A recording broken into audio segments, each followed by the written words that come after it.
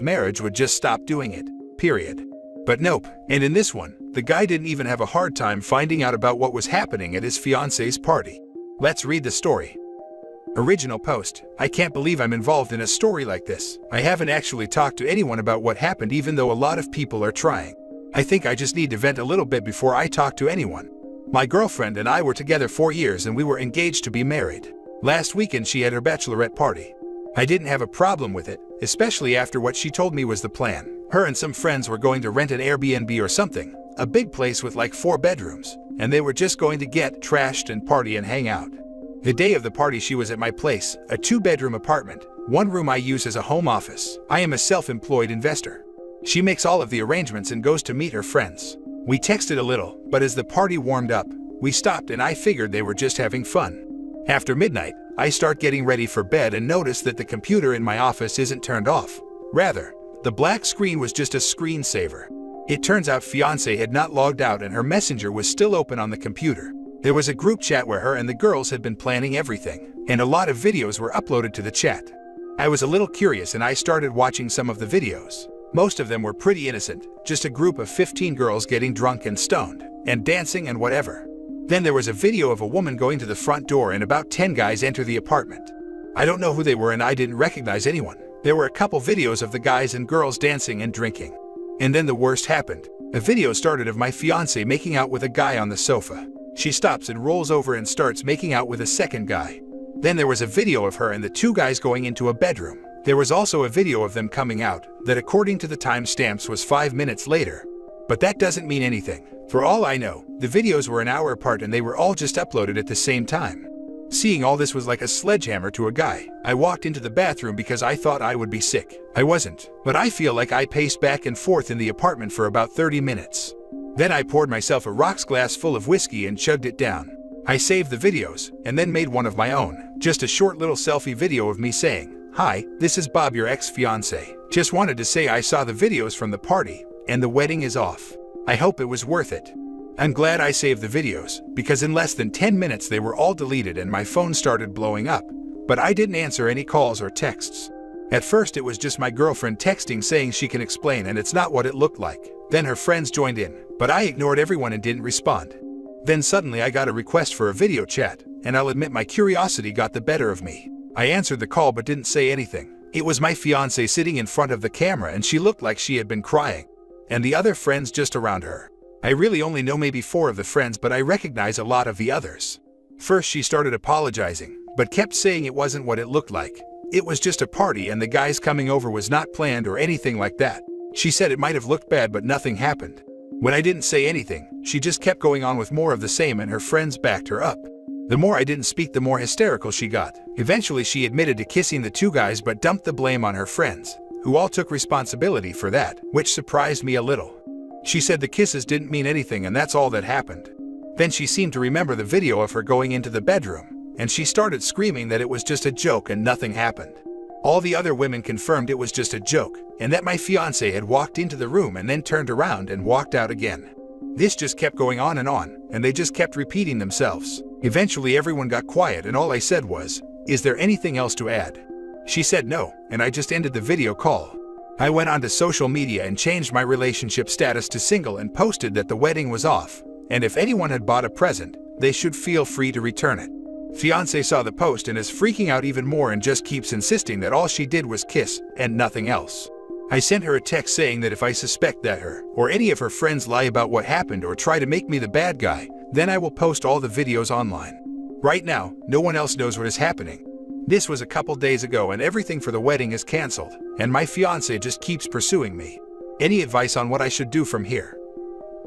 Now for the top advice before reading the update. You made the right call.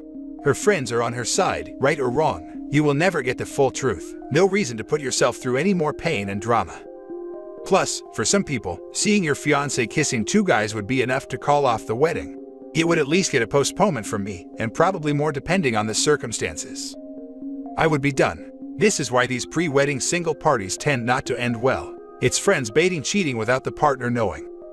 If you want to verify if more did or did not happen, demand the original videos of her entering and leaving the bedroom. These timestamps should tell you. If she refuses or makes excuses why they cannot provide the footage, this also gives you your answer. I hadn't thought of that, thanks for the tip. Isn't the kissing enough to end it, even if she didn't get double-teamed? But she did. Wouldn't making out with 2 dudes at a party be enough to end it? She didn't even admit to it at first, and only admitted to it because it was actually on video. You already know what wasn't on video though. And besides all this, her poor decisions broke your trust in her. Do not marry someone you do not trust. I thought it might be good for my own peace of mind, just so I'm not always wondering. Start with the most generous explanation possible. Her friends invited the guys over without her knowing. She chose to kiss them, but did nothing in the bedroom. If that is an irreparable violation of trust for you, nothing more to do. You are done, except for sorting the possessions. If it isn't a total absolute deal breaker, more work to do. Find out what actually happened. Ask her to figure out why it happened and how it would never happen again. Then decide if you can rebuild trust and whether you are up for that. And now for the update. Thanks for everyone who commented and sent private messages. I wasn't sure if writing here would help, but it did. And the signs of support were really helpful. So thanks again. The update is pretty simple. Everything has been called off and cancelled. The wedding is officially not happening. I got the ring back and all of her stuff is moved out. She is staying with her parents for now. We did talk a little bit. It was mostly just her begging and apologizing and crying. She keeps insisting that all she did was kiss the guys, and that she has never done anything like this before, and she promises it will never happen again. Part of me really wanted to believe her, but the problem is that this incident puts our entire relationship in doubt. I think she may be telling the truth, but again the point is, there is no way to know. If it is true that her friends pressured her to do it, then how can I believe they never did it before? We kept going around in circles, because ultimately there is just no way I can be sure. She said she would do anything, including cutting off her friends and only ever drink around me. She really blasted her friends online, saying if at the party had stuck to the original plan, she would still be getting married, so maybe she already cut them off. All I can say is that, at the moment, I am single and I'm just going to live my life. Probably take some time to myself after getting out of a 4-year relationship. What's crazy is that a couple of her friends are also texting me just to talk. I haven't responded yet, because, well, it's hard to trust them too. Thanks again to everyone who expressed sympathy, and I hope none of you here need to deal with anything like this in the future. You are 100% in the right. Don't doubt yourself and stick to your guns. The only person at fault is her, not her friends. 100%, and it's good to see someone who respects themselves enough to immediately call off the wedding and not accept her BS like we see so often here. Exactly, it's great to see some backbone. Too many people have this stupid notion of don't ruin a good thing, and are so quick to forgive cheating and worse, even though infidelity is the reason it's ruined, and not because the victim walked away. She keeps trying to feed you lies to get you to come back, and when that doesn't work, she's throwing everyone else under the bus so she doesn't have to just admit what she did was wrong. It won't happen again. I was pressured. It's because we didn't stick to the original plan. It's not what it looks like. It's not that bad. All we did was kiss.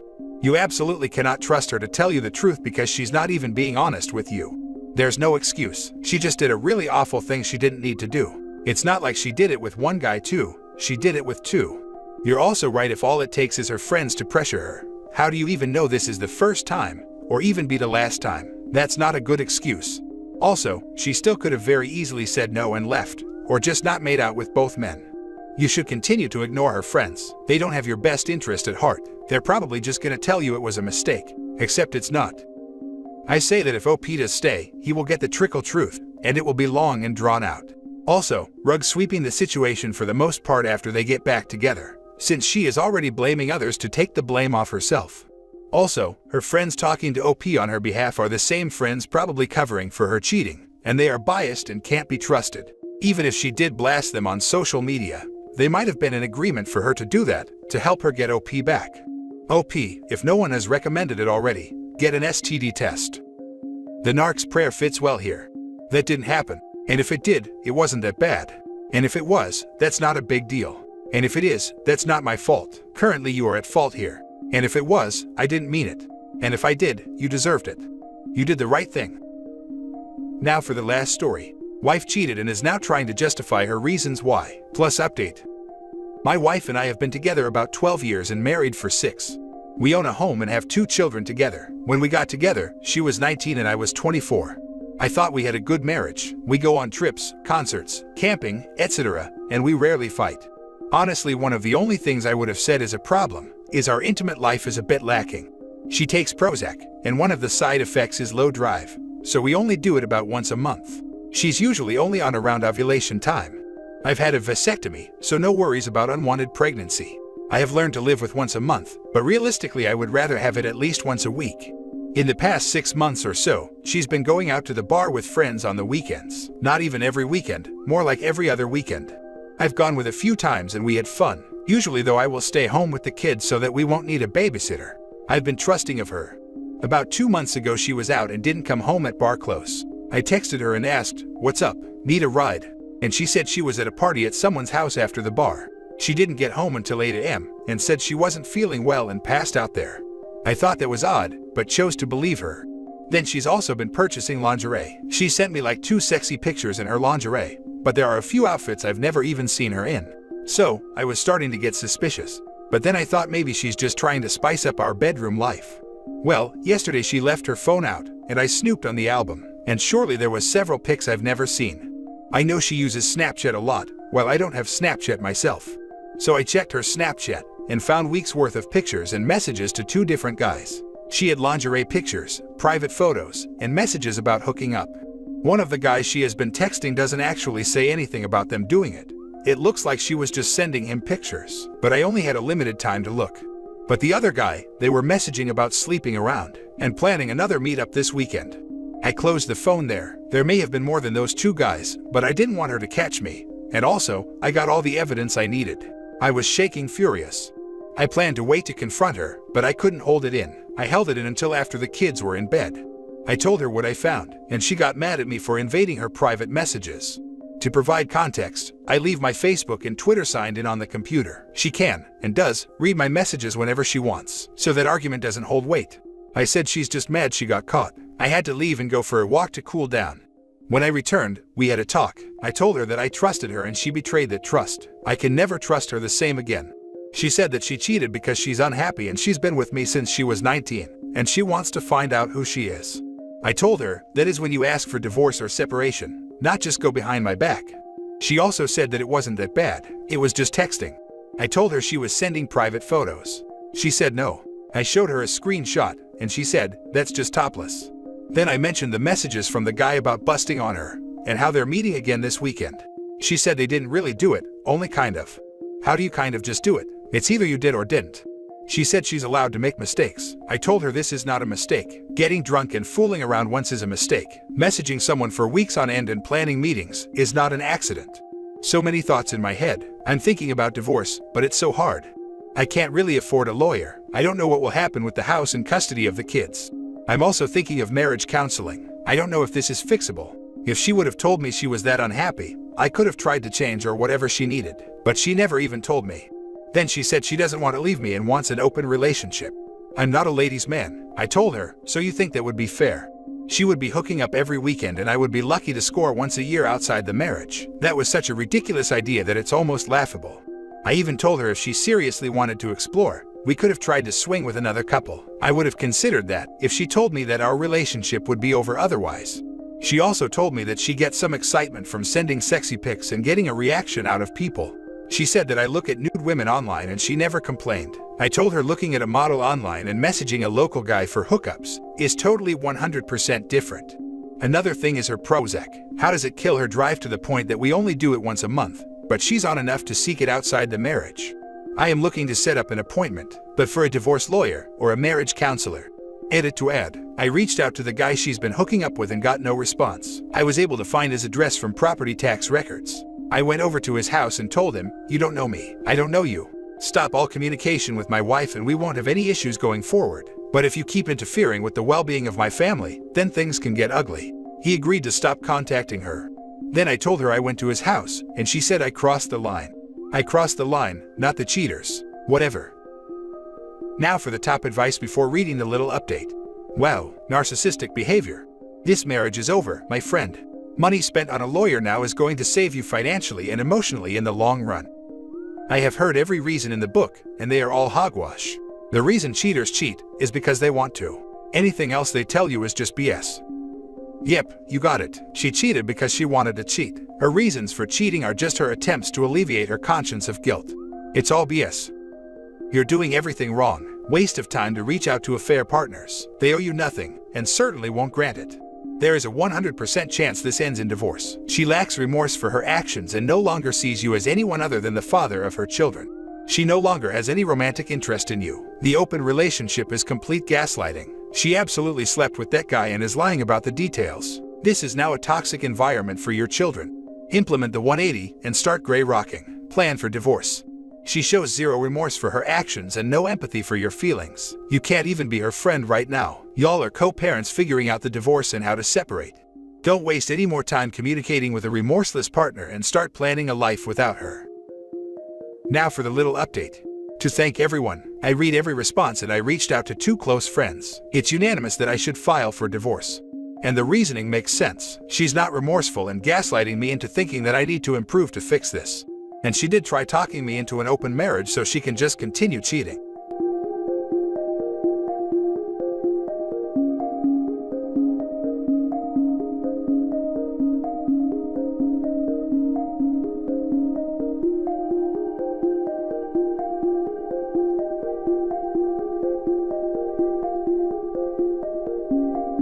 Friend, 26 female, and I, 26 male, go back since elementary, and we have been close friends since then.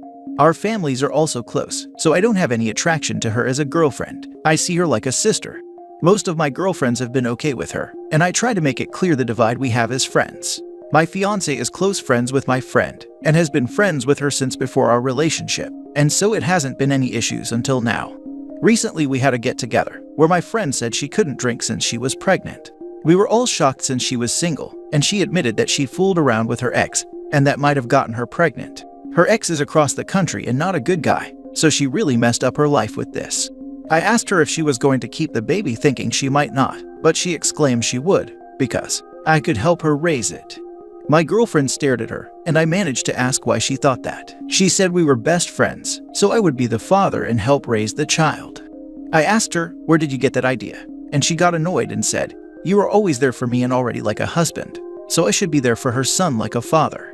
I was shocked, because yes, if she need help with her car, I used to be a mechanic, I would help since she makes minimum wage and can't afford one. But I didn't think she would take it as me wanting to be her child's father, or help raise it. I took a deep breath and told her I would always be her friend. But I'm not the father, so I'm not helping to raise her child, and I'm not going to take a father role. She got mad and yelled at me for abandoning her, and started crying. A few of my friends were shaking their heads and called me later to tell me I should have been nicer. But I felt like if I was nicer, she wouldn't have gotten it. And I wanted to make the situation crystal clear. My fiancé is mad because obviously it's caused a huge mess. My saving grace is that my fiancé and I were in another place visiting her family, and traveling for the month when the baby was conceived, so no one thinks I'm the actual father. My friend has been trying to call me, and I'm not sure if I should respond. Now for the top comments. Not the idiot. Her thinking she could dump the responsibility of parenthood on you like this is just ridiculous. I'm hoping she's just not thinking clearly right now, and not that she's just this selfish of a person. Reminds me of the married daughter who planned for and became pregnant, then told her father she expected him to babysit/raise the kid, because she did not want to change her lifestyle. Reminds me of the roommate with a child who wanted the OP, who was not the father, to pay child support and help raise the child. She claimed her child imprinted on the OP. Guess they were werewolves or something. Not the idiot. You needed to shut it down firmly and completely. Tell all those friends they can step up and be a father for her child. Exactly. She needs to understand what her options are in reality before it's too late to terminate the pregnancy. That is if she even lives in a state that will allow her to. Not the idiot. Run. Run away. Run away very fast. Yeah, OP needs to distance himself of this friend, or he'll end up fathering a child that has zero relations to him and without his fiancé, because of this so-called friend. Yes, listen to this OP, and run. This story will get morphed and massaged if you don't shut it down. To everyone. Just in that brief interaction, it went from, you've always been there for me, and became, you're abandoning us. I give it 2 months, and you'll hear back that you're actually the father. You're not. You know you're not. But who are people going to side with? The crying pregnant woman, or the engaged dude talking about how he's not the father? Not the idiot. Time to help your friend get some therapy, and for you to step back fast. Next story. Am I the idiot for ruining my brother's marriage because his wife left me at the pool? This whole situation is so bizarre that I still can't really process it. It still doesn't feel real, but I feel scared and guilty. I, 19 female, had surgery a couple days ago to get all 4 of my wisdom teeth out. and because I have a really bad fear of dentists, they had to drug me pretty hard to do the removal. Not like laughing gas that wears off really fast, but actual IV medicine. So I was pretty much unconscious during the whole thing. They told me to have a responsible adult drive me to the appointment and back, because the meds they gave me would make it dangerous to drive. My mom was on a work trip and couldn't take me, so I asked my sister-in-law Bri 24, not her real name, if she could do it, as the whole thing would only take an hour or two. I even offered gas money because the dental office is about 45 minutes away. I would have asked my brother, but he works during the day, while Bri is a stay-at-home mom to their 2-year-old daughter who I think was at Bri's mom's house that day. Bri agreed to take me to my appointment, and the surgery went fine. Bri waited in the lobby for me to be done. When I came out of anesthesia, I was very disoriented and nauseous, which I guess is normal. I had gauze shoved in my mouth to stop any bleeding, and Bri took me to her car after I was let go. I don't really remember much of the drive, but it felt like not enough time passed before Bri got out of the car and told me to come with her. I was really out of it and just followed her, because the alternative was staying in the hot car. Long story short, we were at a pool. I was really confused, but once we were through the gate, Bri basically parked me at one of those little table benches, said she'd be back in a while. I was still trying not to puke and was really dizzy from the 90+ degree heat and the meds, so I asked her to take me home. But she wouldn't. I guess since it was her day off and she didn't have my niece, she was meeting friends at the pool. I was starting to feel really sick and on the verge of passing out or having a panic attack, so I called my brother. I don't think he could understand me between the meds and the stuff in my mouth, because he hung up and I guess called Bri, because she came stomping back over, cussing and yelling at me, and took me back to the car. I passed out on the drive home, but when we arrived, my brother had left work and met us in the driveway. He was screaming at Bri and she was crying. I was still pretty disoriented, but my brother took me back home and stayed with me until the meds wore off. That's when he told me he's divorcing Bri because of what she did, plus some other things he didn't go into detail about. It's been a few days since then and Bri has been blowing up my phone, telling me what a witch I am, and how me tattling destroyed her family. Part of me feels bad because of my niece, and I wonder if I should have just dealt with it and waited for her to be done at the pool, instead of calling my brother and causing problems. Am I in the wrong? He's divorcing Bri because of what she did, plus some other things. OP, you are not the reason they're getting a divorce, but if you find out the reason, please come back and update because inquiring minds want to know. Not the idiot. That's exactly it. This is the one that broke the camel's back. I wouldn't be surprised if she mistreats the niece or ditches her parental responsibility to have fun with friends, and this was the last straw. To be honest, it was a pretty big straw. To me, it's literally instant divorce reason, from 0 to 100. OP could have died. If my fiancé had neglected my sister like that, after agreeing to do the supervision, she would be out yesterday. That said, OP is obviously not at fault. People who do bad things always blame the snitch. Well, OP has the stitches already. But yeah, sister-in-law dug her own grave here. At least she didn't dig OP's. Exactly, on meds like that, in her condition, she easily could have stumbled into the pool and drowned. Like, there is a reason you are required to have a responsible adult to get you home safely. Not the idiot, not remotely, and you did not ruin their marriage. The other things your brother didn't detail. Sounds like Bri's treatment of you was a last straw. Since Bri referred to it as tattling, there is a good chance she was lying to your brother about what she was doing that day. Maybe he was mad that Bri lied about who was watching their daughter. Maybe she was meeting some guy at the pool, or had been obviously thirsty over the lifeguard. Whatever it was more than the already vile behavior of leaving someone in pain and doped to the gills, just parked in the heat while she had fun at the pool. This is in no way your fault. Not the idiot.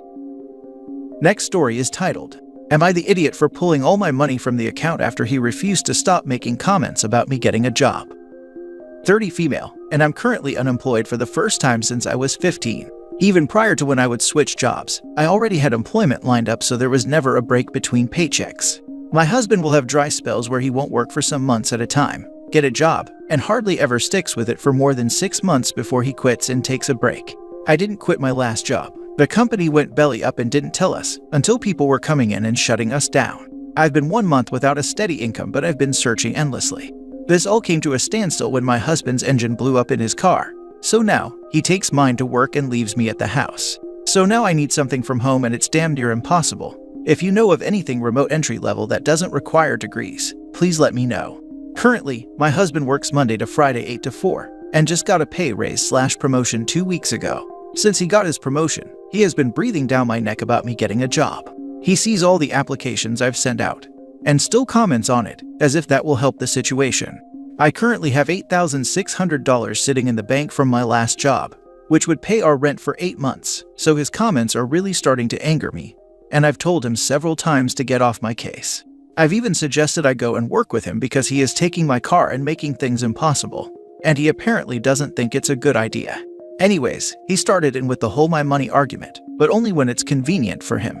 Like when he refers to tax returns, it's our money. I get significantly more back than he does. But when it comes to other stuff, he says my money this, my money that, and it only just started when he got the promotion. He had no problem living off my money though the entire time he was unemployed because that was our money. Like I said though, I have money stashed so I don't need anything from him. But he made a comment the other day saying, "You need a freaking job," and it was the last straw for me, so I took my car and left to go withdraw every penny I had in the bank account and stick it in an account he can't touch. That left him with a little over $900 because the rest of the thousands were mine. He flips out and says I'm being financially controlling, when in all actuality, it's him. Am I wrong? You know what? Tomorrow, I'll drive around and hand out resumes using my car. Then I'll take my money and find a place to stay, because I'm not interested in a relationship where I'm supportive when you don't have a job for months on end, and you're being an asshole right back the second I'm without one. Enjoy your money in your car, not the idiot. This is exactly the right amount of pettiness. I love it. OP, please do this. Protecting yourself and standing up for yourself isn't petty. Taking back your property and money when someone keeps disrespecting you and downplaying your contributions isn't being petty. I know your heart is in the right place because you're saying you support what she's doing, but we gotta stop framing it as being petty when someone just refuses to be used. Keep your money in your account and take your car back too. If he wants to play the mind game like a temper tantruming 2-year-old, just show him exactly how much is his, not the idiot. I'm going to have to do this with my boyfriend soon. He thinks we pay 50-50 on everything, and I have the math to show it's more like 75-25, me taking the brunt of the financial issues. He even got a referral bonus from work which he immediately used to buy himself a PS4, but made a side comment about me using my incoming bonus to buy him shoes. Kinda waiting for him to blow up on that to put him in his place. Not the idiot, and good for you. Keep your money separate and only pay for your portion of things, and also take back your car since you know it's yours. If he's going to pull the my money game, then he can suck it up and go buy his own car. I very rarely advocate for separate finances in a marriage, but in this case it is time to erect a lead wall between your finances and his. Let him live off of his largesse, and from now on he is responsible for 50% of all household expenses, his own transportation in all circumstances, all automotive costs from insurance to license and registration, and all of his own expenses. Why would you advocate against separate finances? My partner and I decided a long time ago that all shared expenses would be split 50-50. We have the ability to transfer money directly to each other for bills that one of us pays. But for all discretionary spending, we keep everything separate. That way we can't run into the exact type of issue OP is talking about. What do you see as a negative about that? Now for the last story.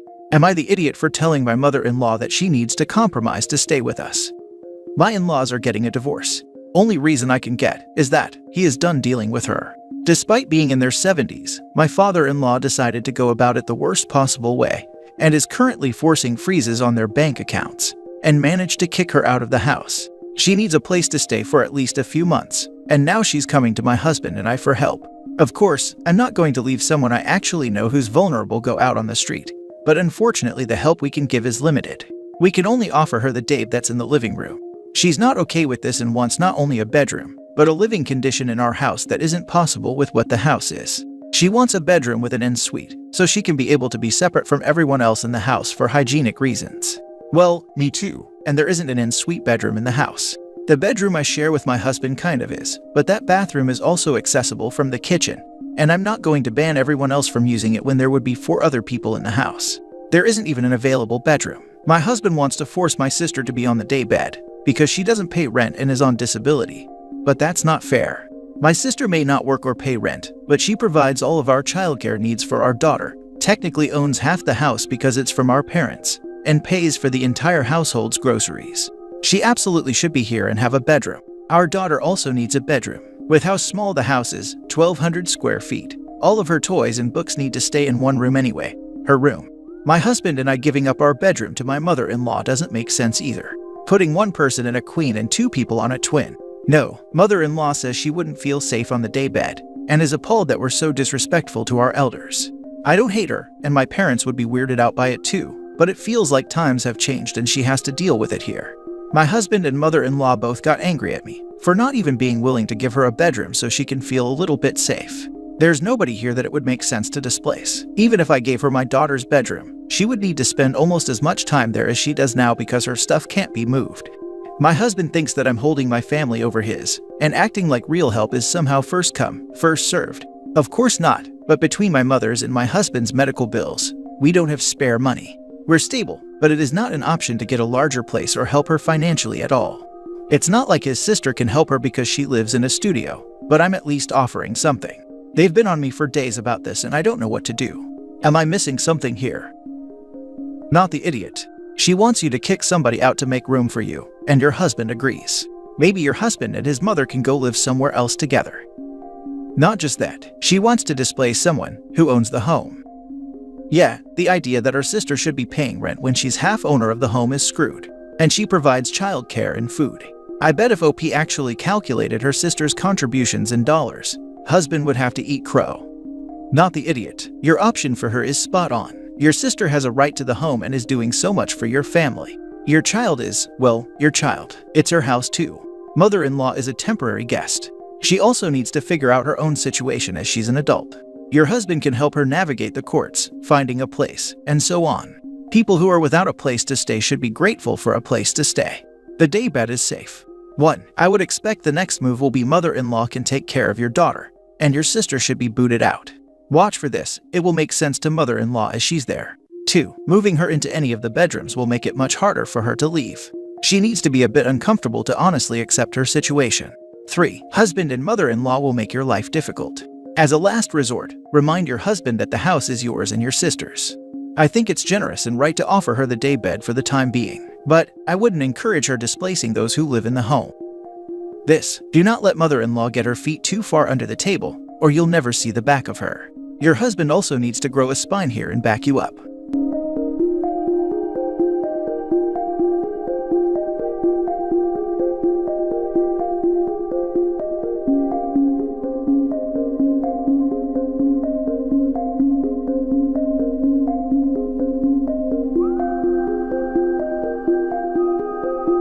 This AITA episode, a young man was adopted as a baby, and somehow, his bio parents found out where he lives, and contacted him to demand he donate bone marrow to his sick birth father, and says they're going to sue him if he refused.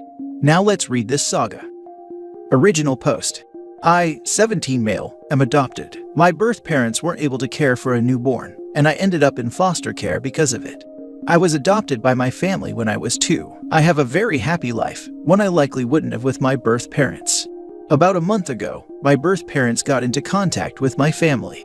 Long story short, my birth father is sick and needs a bone marrow transplant.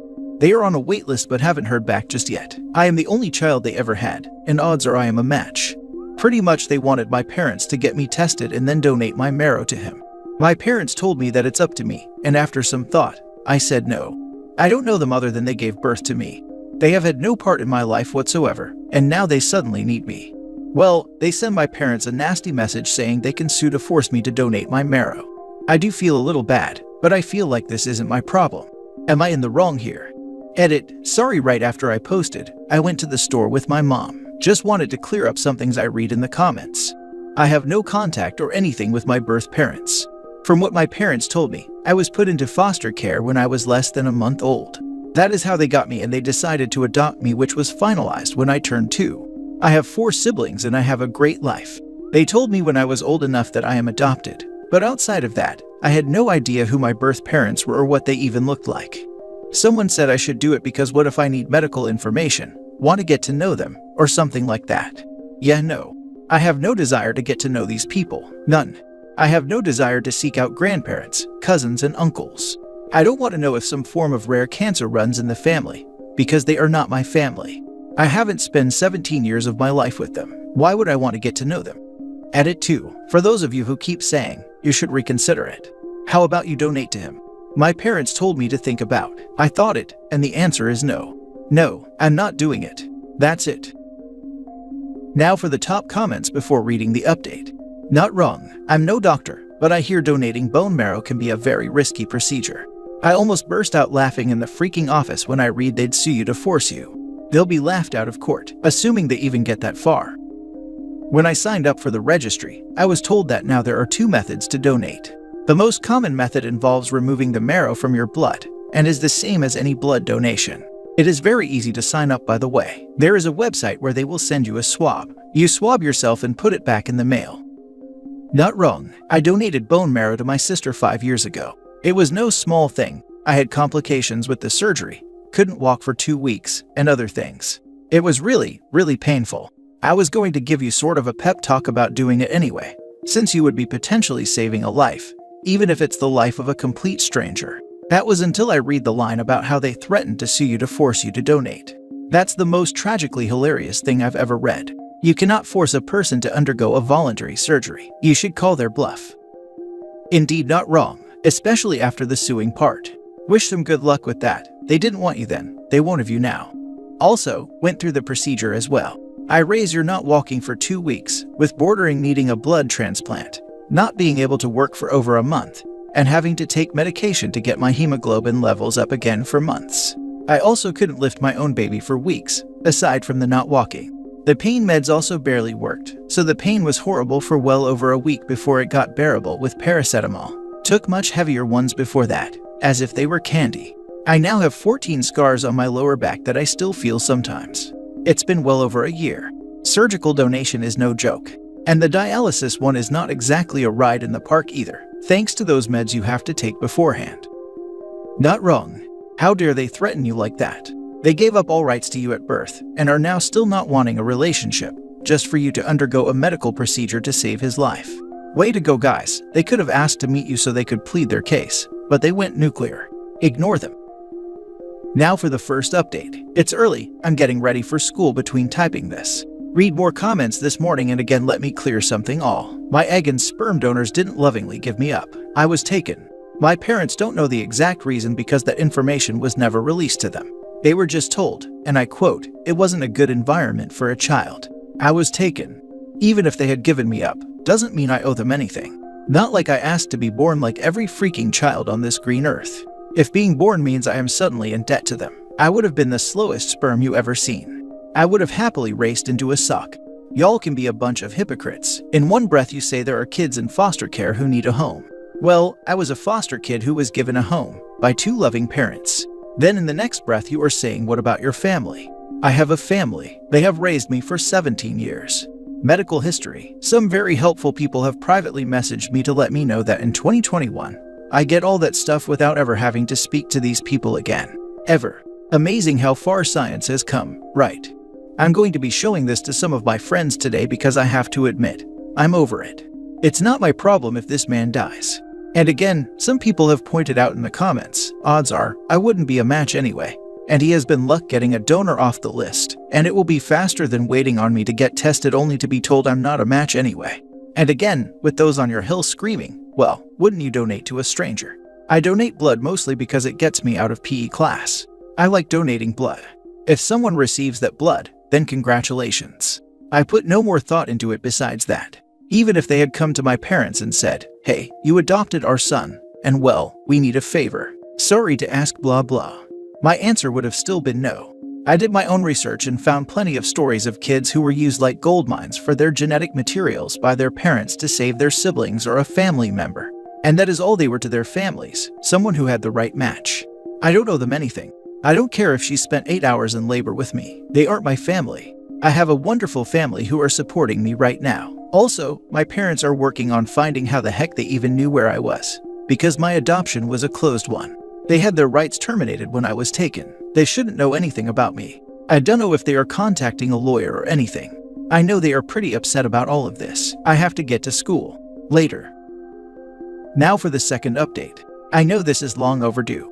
I started college. Life and COVID put things on hold for a bit. Long story short, I didn't donate the bone marrow. My birth parents started harassing my family on the regular. Texts, phone calls, letters, showing up at places, resulting in calls to the police. They were arrested. My adoption had been closed, but they used some shady private investigator to find me and basically just showed up on the doorstep demanding my bone marrow. My family did press charges. As of right now, as far as I am aware, they are still sitting in a prison cell while they wait for their day in court, as things are still delayed due to the cough. I guess my sperm donator's illness wasn't that serious or he got a donation. I don't know. Anyway, just thought I would update this old post. I'll answer questions if you have them. That is it. Edit. Someone asked why I was taken. Honestly, I still don't know the full story, nor do my parents. They said they asked but never got the full answer. The answer they told me was someone called the police and told them to do a welfare check on my sperm and egg donator, complaining they constantly heard a baby, meaning me crying. Meds may have been involved, which my parents think so. I was placed in foster care and from there I was adopted. Why did they find me? My father feels they wanted money, and the bone marrow story was just a lie. We only base this off of the fact my sperm donor seems fine. We don't know if he got the bone marrow from someone else or whatever, but we think the story was made up in order to harass us and get money from my parents. We aren't rich, just middle class. My mom has her business and stay-at-home mom, while my dad is an electrician. Did I ever sign up to donate bone marrow? No, I did not. I'm not comfortable with that, but I still donate blood. What about genetics? I haven't gotten tested for anything of yet. Other family? I don't care. During that time, someone reached out to me on Facebook claiming to be an aunt. I didn't reply the message. Honestly, I don't blame you for your decision, as all of your points are valid. They didn't have a right to do what they did, morally or legally. Hope you enjoy life at college. Jail most likely, because they haven't had their day in court yet. Nonetheless, great update. Have a great time in college, OP. The reality is, the moment they started harassing or pressuring you, you didn't qualify as a donor, at least here. Donors must be 100% voluntary without any pressure. I'm glad your parents protected you. I went back and read the original post, where people are saying what about your medical history? That's the weakest reason in the world for a donation. You can get a medical profile that covers most things these days through DNA testing, if you wanted to know badly enough. Good on you for sticking to your guns. Good luck in college. Fun fact, at his age, he didn't qualify from the beginning. Sperm and egg donors were trying to con him, or his real adoptive parents, in some way. Minors donate bone marrow to relatives all the time. Siblings are frequently the best match for obvious reasons. We allow toddlers to donate even if they are too young to understand what's happening to them, as long as the ethics committee signs off on it. If you're just Googling and not involved in medicine, you probably saw that the minimum age to donate bone marrow is 18, which is true for stranger donation and services like Be the Match. There is risk to the donor and not much benefit to the donor in stranger donation, and so a donor needs to be an adult to consent to the procedure. For siblings, there is risk, but there is a benefit to having a sibling live and significant downsides to having a sibling die, including both the direct impact to a young child of losing a sibling and the impact to a young child of having grieving parents. The death of a child has a huge impact on the entire family, which changes the calculus of the risk or benefit of donating bone marrow. That's why minor siblings are allowed to donate to each other and to their parents, but minors aren't allowed to donate to stranger. Now for the last story. Am I wrong for refusing to let my brother meet my son after what he told me at my husband's funeral? My late husband passed away from a car accident when I was 4 months pregnant. It's been difficult without him, but my family did so much to support me, and I moved in with them month after.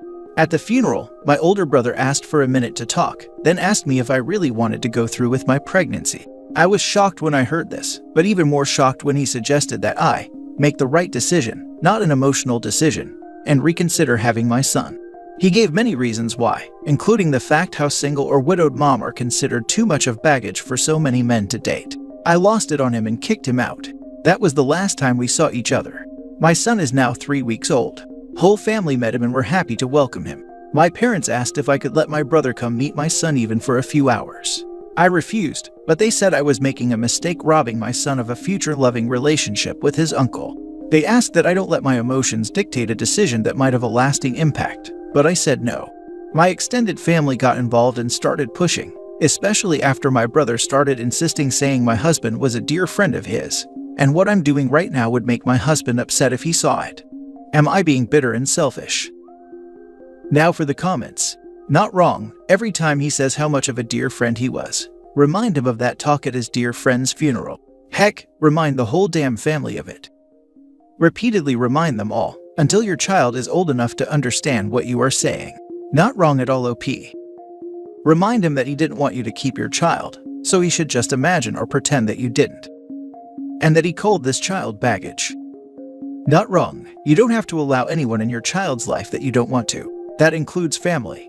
Your brother said some pretty awful and tactless things while you were still at the funeral of the father of your child. I'm assuming he also hasn't bothered to apologize, but still feels he is entitled to have a relationship with your son, and has no problem emotionally manipulating you in order to get what he wants. Yeah, no, you're not in the wrong here.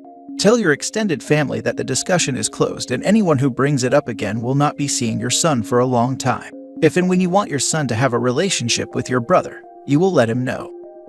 You don't have to allow anyone in your child's life that you don't want to. That includes family.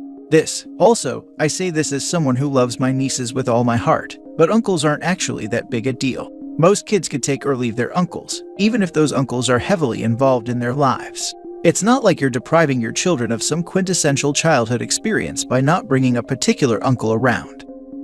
Absolutely agreed. And that's from a guy whose uncle played an essential role in the makeup of who I am today.